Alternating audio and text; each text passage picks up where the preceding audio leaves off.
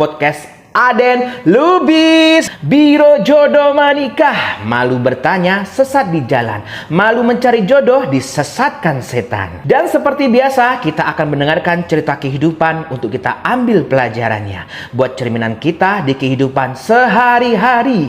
Semoga podcast ini bermanfaat untuk Anda, khususnya yang mau menikah ataupun yang sudah berumah tangga. Selamat mendengarkan. Assalamualaikum.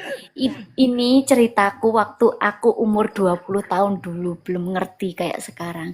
Nah, dan di sini akhirnya orang tuaku kan awalnya nggak suka, ya kayak nggak setuju. Mungkin ya karena faktor umur juga. Terus kedua, aku anak pertama, mungkin aku masih disuruh bantu-bantu keluarga dulu. Mungkin ya Kak, karena latar belakang keluarga aku memang aku orang nggak punya. Jadi ya aku harus bantu keluargaku dulu. Mungkin jadi aku anaknya ya Kak ya. Jadi pinter-pinternya aku ngerayu orang tua biar orang tua tuh setuju sama hubungan kita gitu. Dan akhirnya ya orang tua aku setuju Kak. Cuma orang tuaku ngasih waktu 2 tahun. 2 tahun aku baru boleh nikah. Nah, dan ini kesempatan kan Kak. Ya udah nggak apa-apa, aku jalanin sama dia.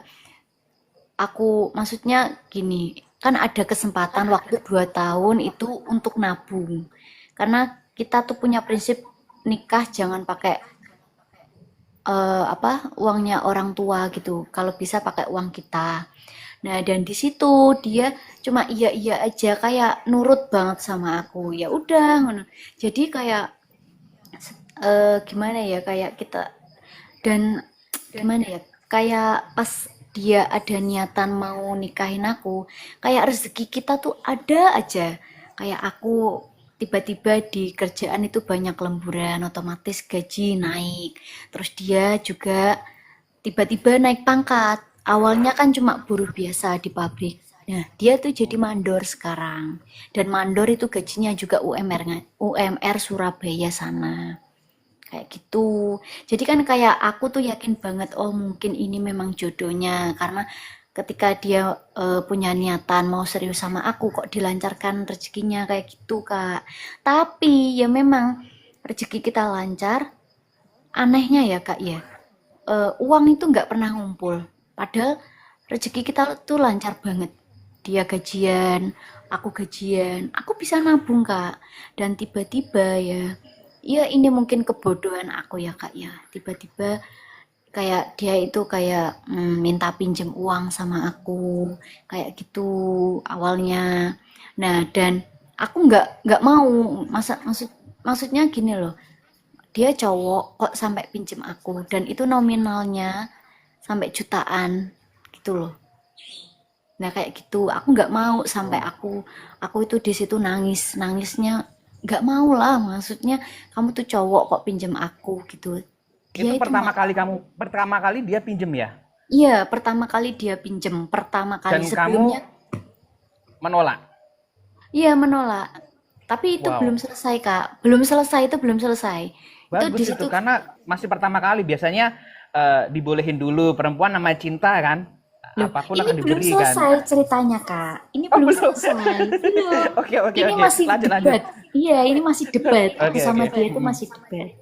Nah, di situ maksudnya sebelum-sebelumnya dia tuh nggak pernah yang pinjam uang aku atau minta uang aku nggak pernah. Yes, pokok kayak orang royal banget gitu loh.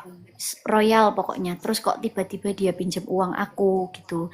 Nah, aku nggak mau lah Kak, sampai aku di situ nangis-nangis. Tapi dia maksa dengan kata-kata manisnya, ini uang untuk ibu aku, gini gini gini gini. Nah, dan akhirnya aku luluh Kak. Soalnya apa? Soalnya dia tuh ngomongin ibu. Siapa sih di sini yang nggak tegaan sama yang namanya ibu? Aku sama ibuku sendiri juga nggak tega.